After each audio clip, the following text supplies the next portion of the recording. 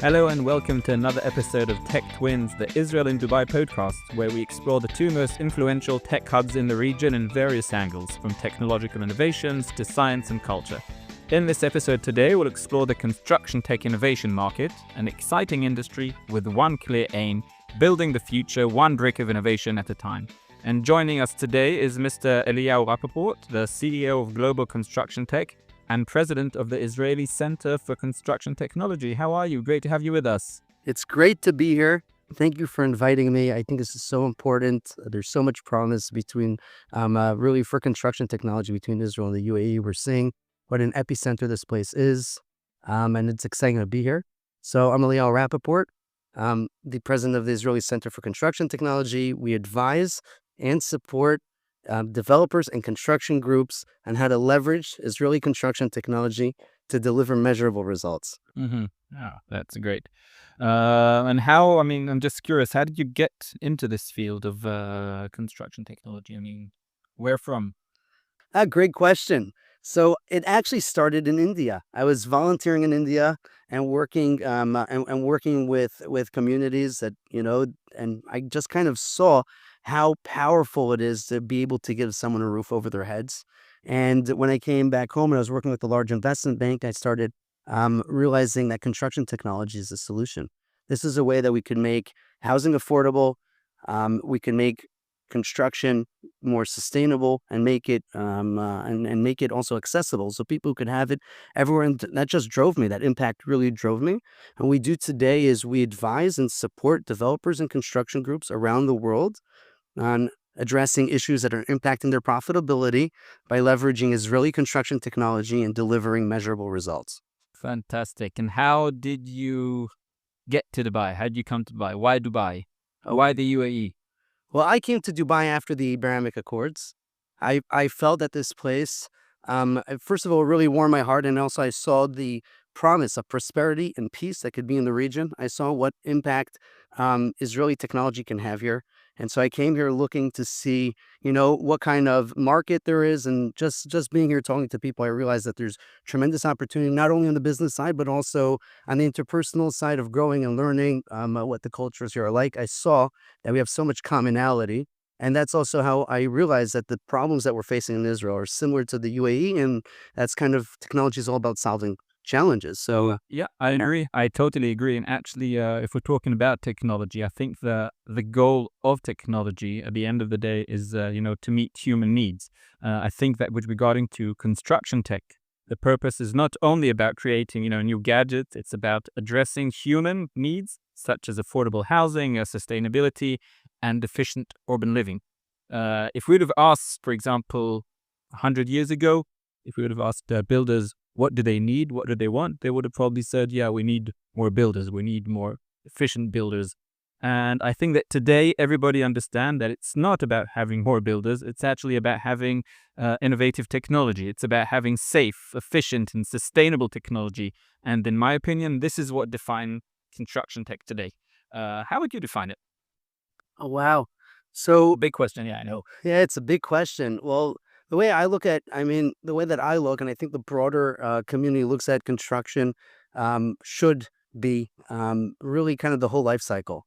So when you're looking at the construction process, it's from the manufacturing the materials that will be used in the construction, right, to the logistics, bringing it on site, and then when you're building, right, the execution, the design, the execution, and not only that, it doesn't end there, because the construction process also impacts how long the life cycle of that asset's going to be. So it's the maintenance, and then after the maintenance, it goes into how recyclable that asset's going to be afterwards, and what could you build instead? How's it going to impact living? So really, the construction process is, I look at it very broad. Yeah, I agree again, and I think that if we look at this field, it's it's fascinating to see all the changes that it's gone through. If we're speaking about 3D printers, modular construction, robotics, they're all a part of this revolution in the construction field.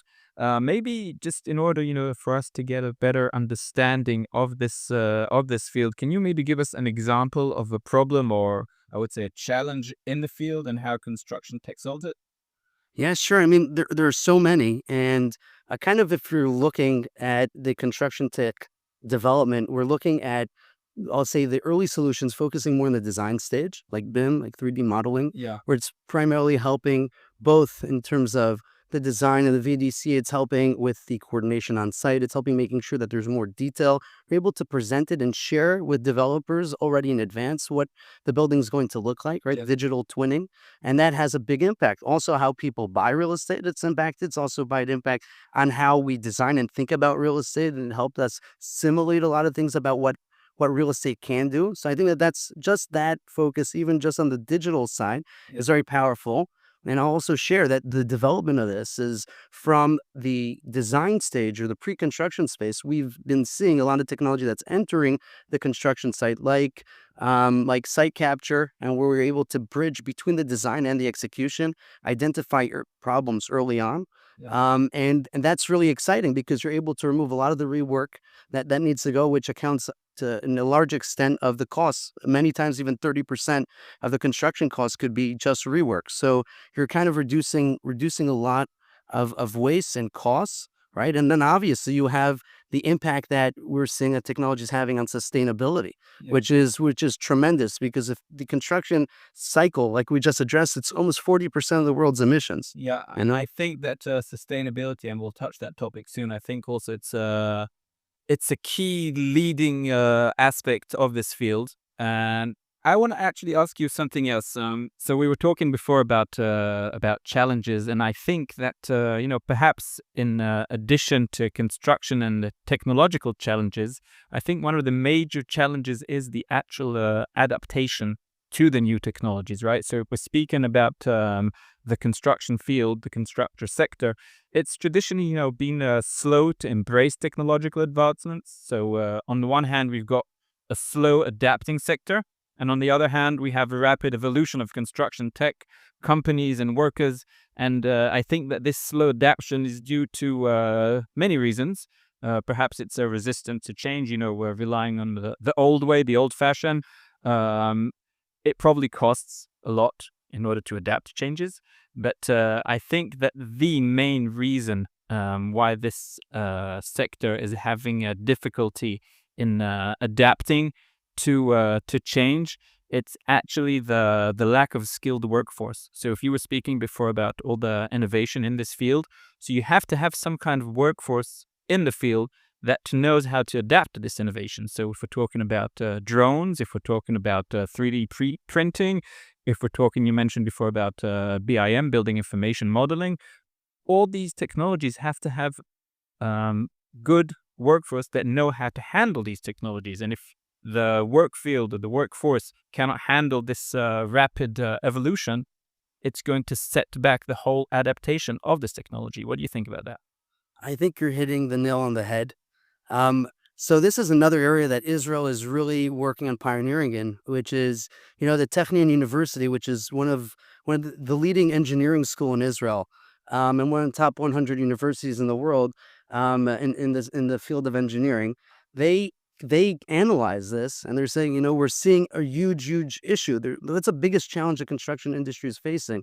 And they realize that it's not the innovation, it's not the technology necessarily, it's about the implementation. Yes. Say, how do we implement this properly? And that's why I'm working with them today on building out that process. We've already built a program that trained 10 executives across 10 of Israel's medium-sized construction companies to see the impact, and it is mind-blowing. So there are plans already that are challenging this issue. Exactly, because at the end of the day, I could give you the best technology in the world. But if you have nobody that knows how to use it, Exactly. If you don't know how to use it, if you don't know how to implement it, I mean, there's when you look at implementation, it really divides into three areas. One is the organization on an organizational level. How do I get the technology from the idea into an actual process that is helping the company, not disrupting the workflow?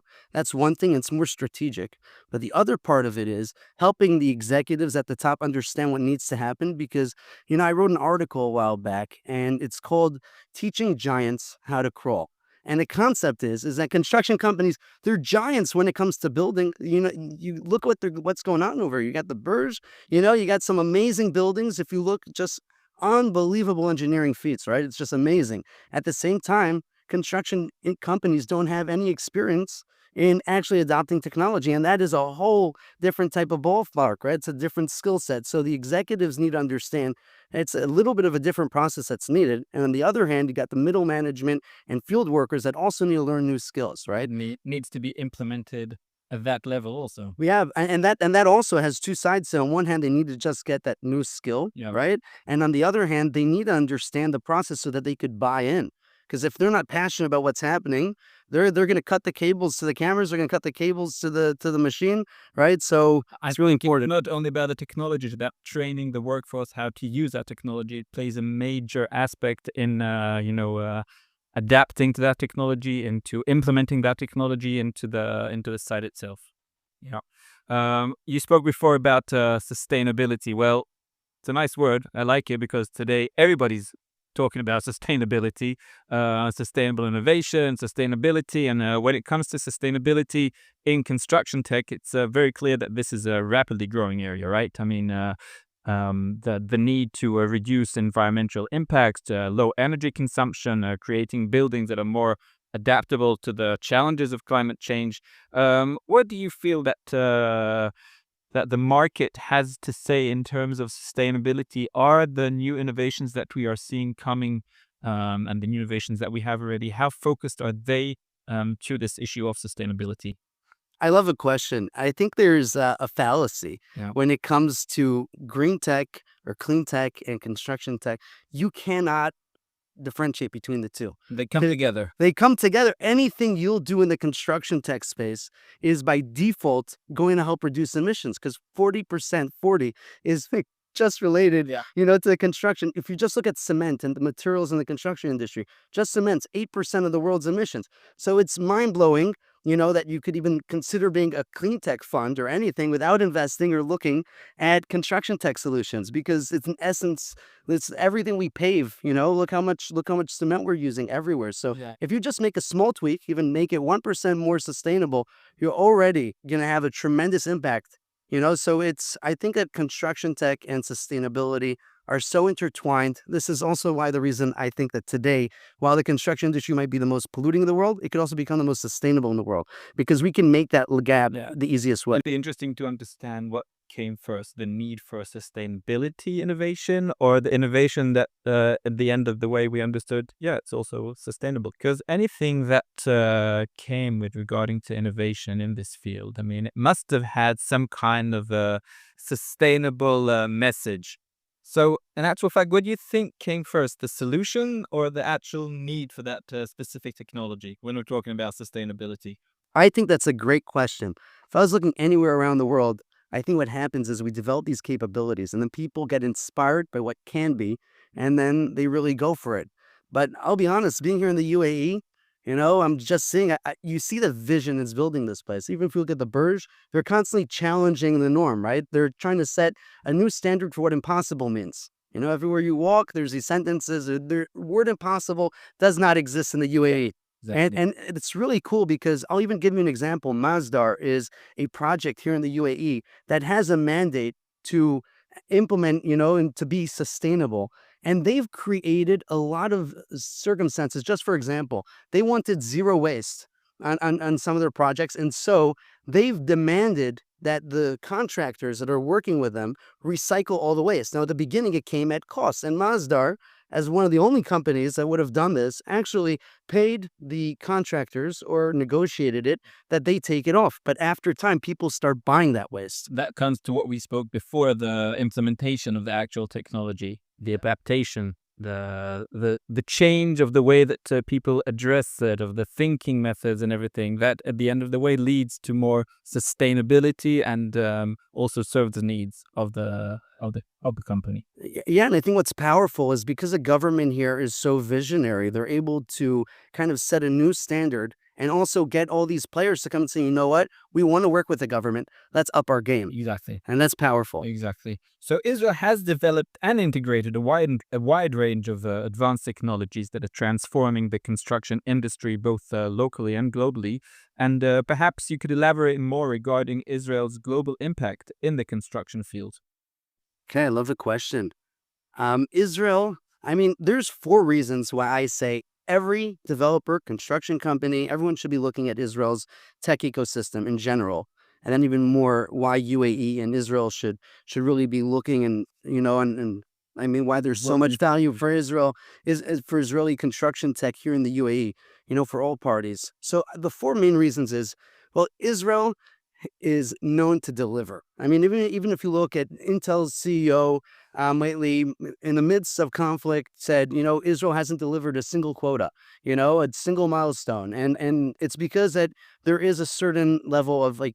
It's really important for the Israelis to deliver. In general, the Israeli entrepreneur is very resilient, and we're seeing the types of companies that are coming out of there, which is leads to the second thing. If you look at Nvidia, Amazon, almost all the leading R&D companies around the world set up shop in Israel Yeah. because they know that Israelis are really good at problem solving. And I'll tell you what, if there's an industry that has challenges, it's a construction industry. So Yeah. I know the Israelis are going to be working on something, right? And there's every single day, there's new entrepreneurs building new solutions. And I know that it's going to be wild. And one of the other reasons is just statistics. Because if you're looking around the world, 1 out of 10 unicorns is Israeli. Yeah. And guess what? Every single construction tech competition you'll see from CMEX or someone or any of the other large construction groups, almost always 10% of of those leading startups are from Israel. Yeah. Right. So we know that Israelis are building some of the most important solutions. And then the fourth thing is you're really getting leverage when you invest or when you work with Israeli construction tech companies. You're getting leverage from a really, really sophisticated ecosystem, which starts with the government, the innovation authority that invests in a lot of the companies, gives them guidance, not only invests. You're talking about Contech, which is a center in Israel that helps support the local construction tech startups. You're talking about universities that are cutting edge. You're talking about just a robust ecosystem that is doing everything they can to help the startups. And I think that really gives companies an advantage because they're not starting from the ground. You're starting from a company that's already went through a lot of sifting and it's already validated, right? And when it comes to construction, I always say the most important thing about a technology is that it's there to solve a problem, right? Every single solution is there in essence to solve a problem. When you look at the challenges that Israel has and the UAE have, there are a lot of similar challenges, especially regarding the landscape. We're dry countries, right? It's desert. 70% of Israel's desert. You're talking about the climate. You're talking about resources. So we have a scarcity of water, right? And so you're looking at a lot of irrigation technology that's related, but also how we look at resources is quite similar. So we're talking about startup nation. So construction technology kind of fits in there also with all the cyber and all the medical So thing. yeah, I'll give you something on that because Israel has been a very powerful startup nation, but Yeah. over the last decade, Israel started becoming more of a scale-up nation because you're looking at companies that started really young. They grew a lot of new ideas, Yeah. right? But then after a while, because they became very attractive for investors everywhere around the world, these companies start blowing up. And when you look at the large proportion of investments in Israeli tech today, it's actually B rounds and up, A, B, C even higher, right? So what's very exciting about the construction tech space is that this is a startup phase of construction, and we know how good Israel has been at its startup phase, right? We also know how good Israel is being right now at growth, but I'm saying there's a lot of promise, and people who work with the Israeli companies are going to really enjoy and benefit a lot from that. And everyone talks about what is the latest trend in construction technology? Yeah. Well, I believe that the trend is that you're going to have to do more with less. There's not a single construction company in the world that's not dealing with either cost, quality control, manpower, skilled labor issues. There isn't a single one. Guess what? It's only getting worse, right? Because if you're looking at it, the market's just becoming more and more competitive over the scarce resources that we have. Yeah. So every company is going to be faced with that. And I think Israel has a few responses to it. On one hand, you have a university where really we're working. We have the privilege of working together with Technical University to build out a program that is really meant to find and we'll say solve the implementation part of it, because you can have the best technology of the world, right? But if you can't implement it, it's not going to work. But on the other hand, you really have, how we're going to deal with less manpower, how we're going to do more with less. Well, you have AI that's going to be helping, and Israeli technology is phenomenal in AI. We could see it as a world leader outside of the construction industry, right? But we're also seeing a lot of construction tech companies that are starting to implement AI, from generative design to some really exciting robotic solutions, right? And then it's a segue into robots, which is Israel has some of the leading construction robotic solutions in the world, right? Which is going to help not also automate, but not necessarily only automate, but just help people do more. One person now could do the job of 10 people. Yeah. And we need that. We need that because we need to build more. We need to build more efficiently. We want to reduce those costs so that people can live in better environments. And Israel's on the cutting edge of that. Yeah. So Israel's construction technology ecosystem is increasingly gaining global recognition, and there are numerous, if you ask me, there are numerous international collaborations between Israel companies, governments, and institutions and other countries in the field of construction technology. These collaborations probably span from research and development, project executions, sustainability initiatives, and technological integrations. My question is, how do you envision the Israeli construction tech ecosystem collaborating with the UAE construction ecosystem? I love that.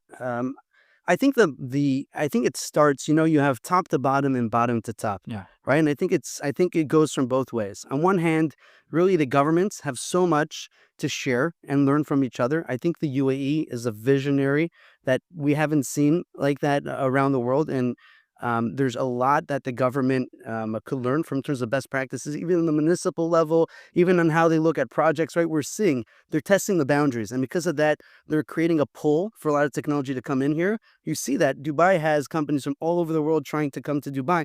It's because of that visionary, right? And so I think that on the government level, that Israel also has the Innovation Authority, which is also something, and I'm sure the UAE, we could all learn best practices. I think that on top of that, also both governments share a fair amount of equal objectives and equal, ways and how they want to see their future.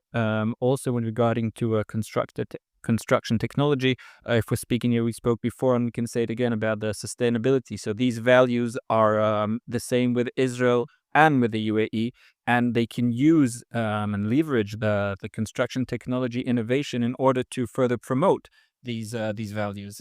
Challenge market fit. I agree. I think we share the values, we share a vision, we share that way of life. Like if you're looking around here, everyone, we have similar quality standards in Israel. We all want to live comfortably. We all want a society that's interconnected. So I think that in terms of the vision, it's just spot on. And I think that the technology is also being kind of that's fostered in Israel is trying to answer those challenges that the government has. And that brings us to the other level of R&D and the other level of academics. There's so much to learn from each other on that level. And from the bottom to the top, we really have the entrepreneurs that they all have a passion to share a problem in the construction space. And we could build communities so that there could be more interaction, more talking. We could learn from each other. We can help each other. I think that the startup community anywhere around the world that is successful is one that kind of helps each other. And I think sharing the visions and sharing the challenges makes this a very good fit, a very good match for both. Yeah. Yeah, exactly. I think that one in technology and in the tech ecosystems, it's 1 + 1 is worth like a million, Yeah. right? And then that's the power over here because we could. There's so much room to connect the people and the entrepreneurs, so much room to connect the investors, so much room to connect the companies to work together, and that's where I think that that there's a lot of room for collaboration, and I'm excited to see what's going to happen here in the near future. Okay. I think this is a good note to thank you very much for joining us here. It's been a pleasure speaking with you, very inspiring, and looking forward to the next innovations in this very exciting field. And thank you so much for coming. It's a pleasure. Thank you for having me.